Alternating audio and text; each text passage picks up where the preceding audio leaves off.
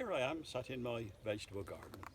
Now I've had a request from a friend of mine in Sweden, Roger Seamark, and he asked if I could recite the poem about the motor fan. This is a poem which I came across when I was 12 or 13 years old at school in a comprehension book, and I thought that'll be worth learning, and I did. So, Roger, this is for you and for anyone else who cares to listen. A Sad Story of a Motor Fan by H.A. Field.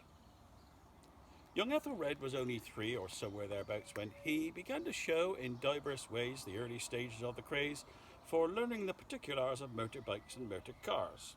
He started with a little book to enter numbers which he took, and though his mother often said, "Now do be careful, Ethelred, oh dear, what should I do if anything runs over you?"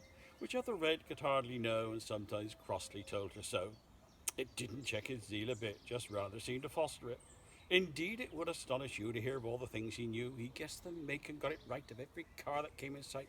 He knew as well its MPG, its MPH and LSD, what gears it had, what brakes and what. Well, in short, he knew an awful lot. Now, when a boy thinks day and night of motor cars with all his might, he gets affected in the head, and so it was with Ethelred. He called himself a Packford 8 and wore a little number plate attached behind with bits of string and cranked himself like anything. He buzzed and rumbled ever so before he got himself to go. He went about on all his fours, and usually to get indoors he pressed a button, then reversed, and went in slowly backmost first. He took long drinks from mug and cup to fill his radiator up. Before he started out for school, he kept, he said, his engine cool. And when he got to school, he tried to park himself all day outside, at which the head became irate and caned him on his number plate. So week by week he grew more like a motor car or motorbike, until one day an oily smell hung round him and he wasn't well. "That's odd," he said. "I wonder what has caused the sudden pains I've got.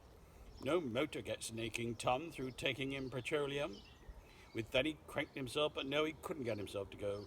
Just merely buzzed a bit inside, then gave a faint chug-chug and died. Now, since his petrol tank was full, they labelled him inflammable, and wisely saw to it that he was safely buried out to sea. So if someday you're eating fish, it tastes a trifle oily-ish, you'll know that fish is lately fed on what remains of Ethelred.